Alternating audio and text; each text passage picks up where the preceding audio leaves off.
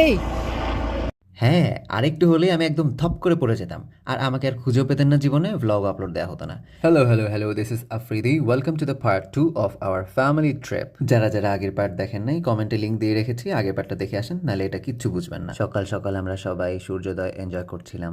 মেঘ, সূর্য সবকিছু মনে হচ্ছিল একদম কাছে, আর মাঝে মাঝে কিছু পাখির কিচিরমিচির শব্দ।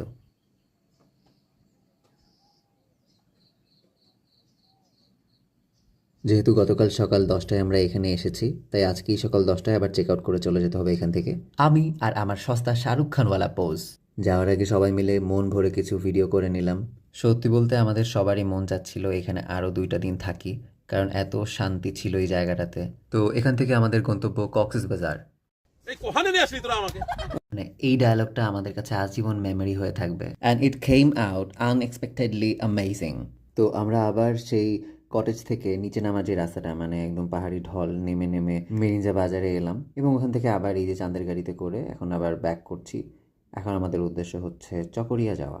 গাইস, ট্রাস্ট মি, এই পাহাড়ি ঢলে মানে এই পাহাড়ি রাস্তাগুলোতে চাঁদের গাড়িতে ওঠার পরে তোমার মনে হবে যে তোমার ভয় আর এক্সাইটমেন্ট দুইটাই একসাথে কাজ করতেছে। চকরিয়া থেকে আমরা বাসে উঠে চলে এলাম কক্সবাজার কলাতলি মোড়। দেন অনেক খোঁজাখুঁজির পর একটা হোটেল পেয়ে সেখানে জিনিসপত্র রেখে কোনো রকম রেডি হয়ে চলে গেলাম বিচে, কারণ আমরা সানসেট মিস করতে চাই নাই। বিচে যাওয়ার পরে হয়েছে আরেক কাহিনী, মানে বেশি মানুষ গেলে হচ্ছে যা হয় আর কি।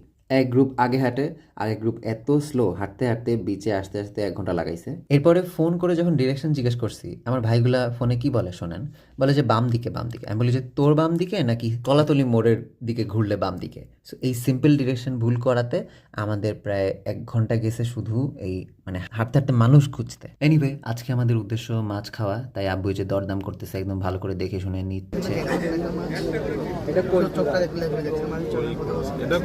এরপর রিদি ওর সাইজের একটা মেরে খুঁজে পাইছে, যে হচ্ছে ঘুরে ঘুরে অর্নামেন্ট বিক্রি করতেছে।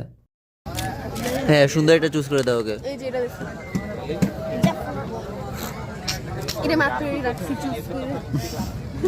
এই ভিডিওটা হারাই ফেলো না প্লিজ, ওর পরে ব্যবসা লাটে উঠবে, তারপরে হাই হাই করে কান্দি থাকবে। আরে আমার ব্যবসা রে। এটাও বড়।